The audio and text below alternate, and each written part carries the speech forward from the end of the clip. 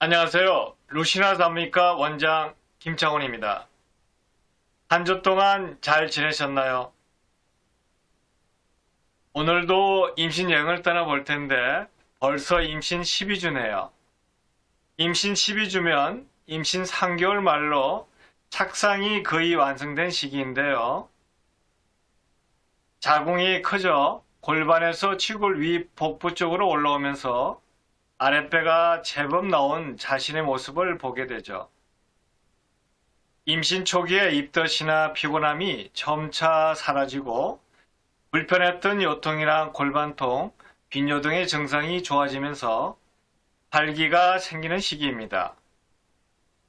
폐하는 모든 장기가 만들어졌고 유산 위험성이 거의 사라졌으며 성장의 가속도가 붙는 시기로 영양 공급에 신경을 써야 합니다. 그럼 폐하의 성장과 발달부터 알아보도록 하겠습니다. 임신 12주 차의 가장 큰 특징은 성장의 가속도가 붙는 시기이죠. 이 시기부터 뇌가 본격적으로 발달하기 시작하며 수많은 신경세포가 분화되고 뇌하수체에서 호르몬이 생성되는데요. 외형적인 변화부터 보면 머리에서 둔부까지의 길이는 60mm이고 체중은 10에서 14g 정도입니다. 머리가 신체 비율에 비해 3분의 1을 차지하며 머리에서 발끝까지 인체의 형태를 갖추게 되는데요. 폐하의 피부에 솜털이 나기 시작해 체온을 보호하는 기능을 하고 이제 코에는 콧날도 생깁니다. 손가락, 발가락 사이도 벌어져 제대로 된 모양을 형성하고 손톱이 자라 사람과 거의 비슷한 형태를 갖추게 되죠. 태아에게 자극을 주면 고개를 돌릴 정도로 태아가 외부 자극에 반응을 보이는데요. 외부 자극에 대해 견눈질을 하면서 미소 짓는 모습, 찡그리는 모습, 또는 입을 벌리고 손가락, 발가락을 움직이면서 초음파상으로 손가락을 빨거나 하품 혹은 딸꾹질을 하는 모습 등을 관찰할 수 있죠. 근육도 충분히 발달하여 양수 속에서 자유롭게 헤엄쳐 다니게 되는데요. 소리를 전달하는 뇌가 이 시기쯤 완성되어 음악 태교가 이때부터 도움이 됩니다. 폐하에 대해 알아봤으니 이번에는 임신부의 몸의 변화에 대해 알아보도록 하겠습니다. 이 시기에 일어나는 특징으로 6가지 정도를 꼽을 수 있는데요. 하나씩 살펴보겠습니다. 첫째, 자궁이 커져 복부로 올라옵니다. 폐하가 자라면서 자궁이 커지는데 이때 자궁의 위치가 골반에서 치골 위 복부 쪽으로 올라오면서 임신 초기에 겪었던 불편한 빈뇨나 요통, 골반통이 점차 사라지거나 완치되며 활기가 생길 수 있습니다. 둘째, 임신성과 기미가 생깁니다. 임신부의 복부 중앙으로 피부가 거무스름하게 눈에 띄면서 수직으로 임신선이 나타나기도 하는데요. 때로는 얼굴이나 목에 갈색 반점이 나타나기도 하죠. 셋째, 입덧이 완화되거나 멈추기 시작합니다. 임신 4주에서 5주 차부터 시작됐던 입덧이 12주 차가 되면 점차 완화되거나 멈추기 시작하는데요. 임신부마다 개인차가 있어 입덧이 지속되는 경우도 있는데 이때는 주치의와 상담하시기를 권유합니다. 넷째, 유방이 커지고 엉덩이 및 옆구리에 살이 붙습니다. 임신 호르몬의 분비로 인해 몸이 변화하는데 유방과 엉덩이 및 옆구리에 살이 붙는 건 자연스러운 정상이죠. 몸을 조이지 않는 편한 옷과 속옷도 수유 발화를 해주시면 되는데요. 다만 한 가지 주의할 점이 있다면 이때부터 체중 증가에 대한 신경을 써야 합니다. 다섯째, 피부 가려움증이 나타납니다. 임신 중에는 혈관이 확장되어 가려움증을 유발하는 히스타민 등의 분비가 많아져 알러지나 가려움증이 생길 수 있는데요. 이러한 증상은 산모의 20%가 경험하며 옷선 면 소재의 옷을 입고 맵고 자극적인 음식을 피합니다. 여섯째, 감정 기복이 심해집니다.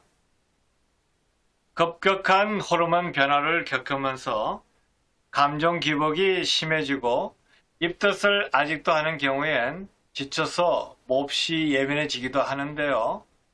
스트레스와 감정 관리를 잘하는 것이 중요합니다. 다음으로 임신 12주의 임신부들이 해야 하는 건강관리 및 생활수칙에 대해 살펴보겠습니다. 그럼 중요한 5가지만 짚고 넘어가겠습니다. 첫째, 입덧이 사라져 본격적인 영양관리를 세워 실천합니다. 이 시기는 입덧이 거의 사라지고 태아의 성장이 급속도로 이루어지는 시기입니다. 따라서 본격적인 영양관리에 대한 계획과 실천을 해야 합니다. 둘째, 유산 가능성에 대한 증상들을 숙지합니다. 갑자기 하복부가 당기거나 생리통 같은 통증이 일어나고 출혈을 보이면 유산 가능성이 있으므로 전문의의 진찰을 받아야 합니다. 셋째, 남편과 오붓한 시간도 가져봅니다. 임신 초기에 남편에게 짜증과 신경질을 자주 내어 말다툼을 하였다면 남편과 오붓한 시간을 가져보는 것도 좋은 방법인데요. 남편과 다투지 않았더라도 남편 역시 아빠가 된다는 책임감이 더욱 무거워지는 시기입니다. 그렇기 때문에 서로의 느낌이나 고민거리를 툭 터놓고 이야기하며 남편의 배려를 받는 테크닉이 필요하죠. 넷째, 규칙적인 생활과 운동 계획을 세웁니다. 임신 초기에 입덧으로 지치고 점차 몸이 무거워지면서 게을러지기가 쉬운데요.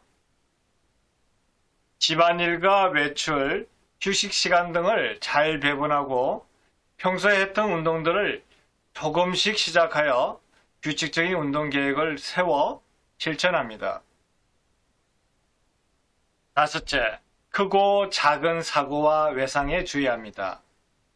임신부의 6%가 임신 중 외상을 입고 그중 66%가 교통사고로 알려져 있는데요. 평상시 안전에 신경을 쓰고 특히 안전벨트를 잘 매도록 합니다. 태아와 임신부의 몸의 변화에 대해 알아봤으니 그럼 마지막으로 12주 차에 해야 할 영양관리에 대해 알아보겠습니다. 영양관리는 5가지 정도로 볼 수 있는데요. 하나씩 살펴보겠습니다. 첫째, 체중과 식습관을 관리합니다. 이 시기에는 태아 성장이 빠르게 일어나는 시기로 양보다 질이 중요하며 동물성 단백질, 필수 지방산, 식물성 지방, 철분, 칼슘, 비타민이 함유된 음식을 섭취하도록 합니다. 둘째, 늦은 밤에 밤참을 먹지 않도록 합니다. 밤참은 체중 증가와 가슴앓이, 입덧을 더 심하게 만들 수 있는데요. 그렇기 때문에 늦은 시간 먹는 밤참은 자제하거나 부담이 가지 않는 간단한 간식을 섭취하도록 합니다. 셋째, 어지럼증이 자주 오는 경우 식사를 자주 합니다. 이 시기에 갑자기 자세를 바꾸거나 앉았다 일어나면서 현기증이 자주 오는데 이는 뇌에 공급되는 혈액 공급에 차질이 생겨 어지럼증이 나타납니다. 이를 예방하기 위해서는 식사 시간의 간격이 너무 길지 않도록 하고 간식으로 이를 보충하시면 됩니다. 넷째, 변비 예방을 위해 섬유질을 많이 섭취하도록 합니다. 임신 초기에 발생하는 변비의 원인은 두 가지로 볼 수 있는데요. 첫 번째로는 황체 호르몬의 영향으로 소화기관의 간략근이 약해지는데요. 이로 인해 장 운동이 느려져 수분을 다 흡수하면서 변이 딱딱해져 변비가 오게 됩니다. 두 번째로는 입덧이 심해 그동안 대변량이 적어서 장 기능이 저하되어 있기 때문입니다. 임신 중 변비에는 특효약이 없으며 물을 많이 마시고 섬유질이 풍부한 음식을 섭취해야 합니다. 또한 장 기능을 개선하는 유산균 제제가 도움이 되죠. 다섯째, 폐하를 위한 식단을 설계합니다. 폐하에게 필요한 영양소와 칼로리를 측정하여 일주일 단위의 식단을 짜고 영양과 체중 관리를 위해서도 식사 일지를 써보는 것이 도움이 되겠죠. 자, 오늘도 임신 여행에 대해 알아봤는데 어떠셨나요? 임신 12주 차는 중요 장기 형성을 마친 태아가 이제 본격적인 성장과 발달에 접어드는 시기인데요. 특히 뇌가 발달하여 뇌세포가 분화되고 뇌이가 만들어져 음악 태교 등 본격적인 태교를 시작하는 시기입니다. 따라서 임신부가 섭취하는 음식과 생활 습관이 태아에게 많은 영향을 미치는 시기인 거죠. 반면 임신 초기에 겪었던 여러 불편한 증상이 완화되어 몸이 안정을 느끼고 생활의 여유를 느끼게 되는데요. 그렇기 때문에 임신 초반과 컨디션이 나빴을 때 신경 쓰지 못했던 부분을 태아에게 도움이 되는 습관으로 바꿔야 합니다. 아기를 갖는 가정이 쉬운 여정은 아니기 때문에 주변의 도움과 관심이 많이 필요한 시기이죠. 조금 여유를 찾으셨다면 태아에게 도움이 되는 습관과 영양에 대한 공부를 조금씩 해가기를 권유드립니다. 그럼 오늘 강의는 여기에서 마무리하겠습니다. 오늘도 행복하세요.